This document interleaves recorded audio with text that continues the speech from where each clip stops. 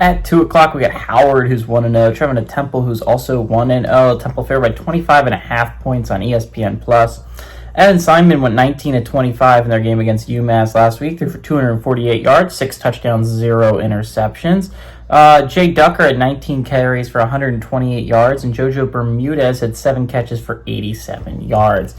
For the Owls, they had a pretty dominant win over UMass last week, and now they're one of the last 30 group of 5 teams that are playoff eligible that are still cooking. They're still hanging around in this vague college football playoff picture in week 2. Temple should be one of the last ones remaining, in all honesty. They should survive this week. They're playing a Howard team that is definitely not as good as the UMass team they played last. They also put themselves in a pretty good situation when they head to Oklahoma next week. They got to be playing really well. If they want to have even a vague shot of winning that game, you're going to Oklahoma at noon next week. You got to be playing insanely well. You have to be playing insanely well, but they're one of the last 9 American teams sitting undefeated. There should be a good amount that fall this week. They're guaranteed one between Navy and UAB, but there's other ones that will likely fall this week as well. They will be probably one of the last, I think, 15 to 12 undefeated college football teams in the group of 5. I think that's a pretty big win if you're a Temple fan. Temple's main goal is just making to a bowl, right, this year. I mean, again, they've come up short a lot of years, not going to bowls.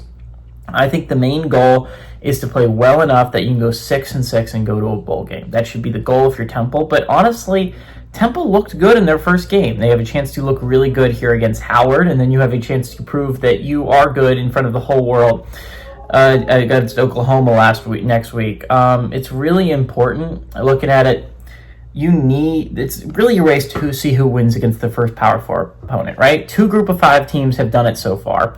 Hawaii beat Stanford, then fell to Arizona, right? So that basically narrows it the loss. They're a one-loss team. They're probably not going to be able to make the college football playoffs now. You look at it, Tulane, yes, they beat Northwestern handily last week, right? But you look at it, not only do they play South Alabama, a tough Sun Belt team this week, but they get Duke the week after, and then Ole Miss the week after that.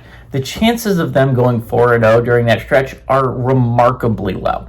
So the chances are that the first group of 5 team now, in week 2, to be able to beat a Power 4 opponent is going to put themselves at the top of that leaderboard.